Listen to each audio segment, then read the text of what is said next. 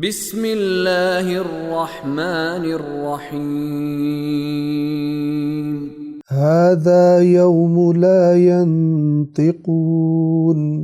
ولا يؤذن لهم فيعتذرون ويل يومئذ للمكذبين۔ یہ وہ دن ہے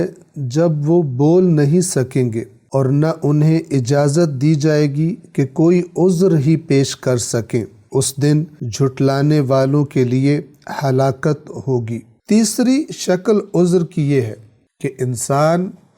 اپنے جرم کا اقرار کر لے اور معافی مانگ لے، یعنی کہے کہ مجھ سے یہ جرم ہو گیا، آئندہ اس جرم کا ارتکاب نہیں کروں گا، شرمندہ ہوں، مجھے ندامت ہے، آئندہ ہرگز یہ جرم نہیں کروں گا، مجھے معاف کر دیا جائے۔ یہ عذر کی تیسری شکل ہے، اور اگر آپ غور فرمائیں تو عذر کی تیسری شکل وہی چیز ہے جس کو ہم توبہ کرنا کہتے ہیں۔ توبہ کیا ہوتی ہے؟ کہ بندے سے گناہ ہو گیا، اپنے خالق اور مالک کی بارگاہ میں اقرار کر لیتا ہے، پروردگار تیرے بندے سے یہ جرم ہو گیا، جان بوجھ کے ہو گیا، اس پر غفلت غالب آ گئی، اس پر دنیا کی لذت خواہش غالب آ گئی اور اس نے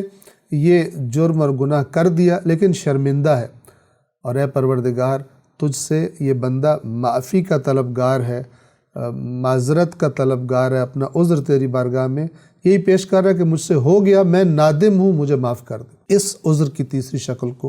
توبہ کہا جاتا ہے۔ بس تین شکلیں کیا ہیں؟ پہلی شکل جھوٹ بول کے مکر جائے، دوسری شکل کیا ہے کہ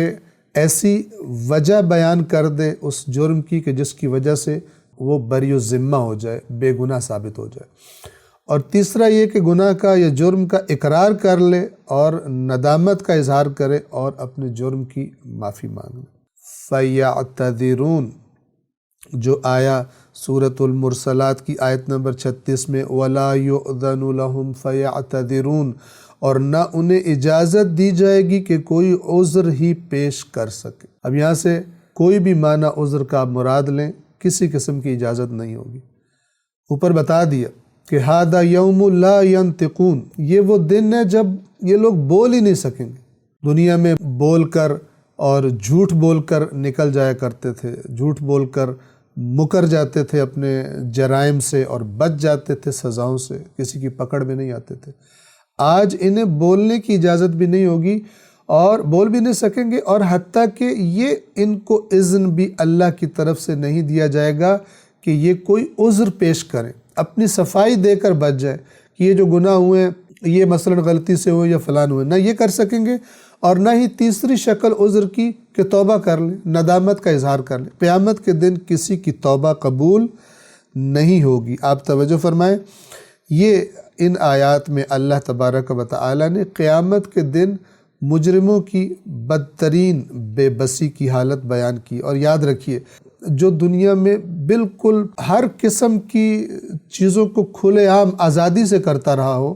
اور اس کے کسی کام میں کوئی رکاوٹ نہ آتی ہو اور کسی کی پکڑ میں وہ نہ آتا ہو، اس کے لیے بہت زیادہ تکلیف دہ ہوتا ہے کہ جب اس کو نہ بولنے دیا جائے، نہ اس کی کوئی بات سنی جائے، نہ اسے کچھ کرنے دیا جائے، تمام چیزیں جو اس کے پاس دنیا میں تھی اور اس کے اقتدار کی علامت تھی اور وہ ہر کام کر لیا کرتا تھا، وہ تمام چیزیں اس سے چھین لی جائیں،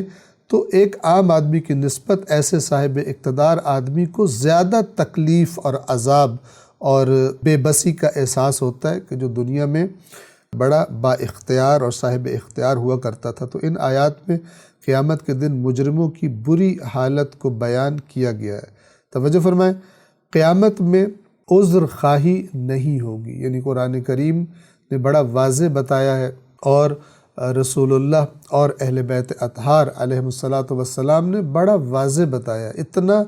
تکرار کیا ہے اس معنی کو کہ شک کی اور ابہام کی کوئی گنجائش نہیں رہ گئی، اور وہ معنی یہ ہے کہ جو کرنا ہے اسی دنیا کی زندگی کے دوران کر لو، قیامت کے دن کچھ کرنے کی مہلت اور بگڑے ہوئے اپنے بگاڑے ہوئے اعمال نامے کو سنوارنے کی مہلت قیامت کے دن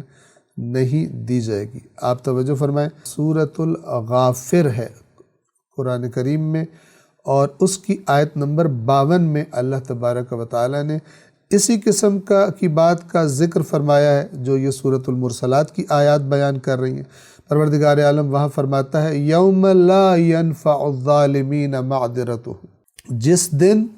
ظالموں کو ان کی معذرت یعنی ان کا عذر پیش کرنا کوئی نفع نہیں دے گا۔ صدق اللہ العلی العظیم۔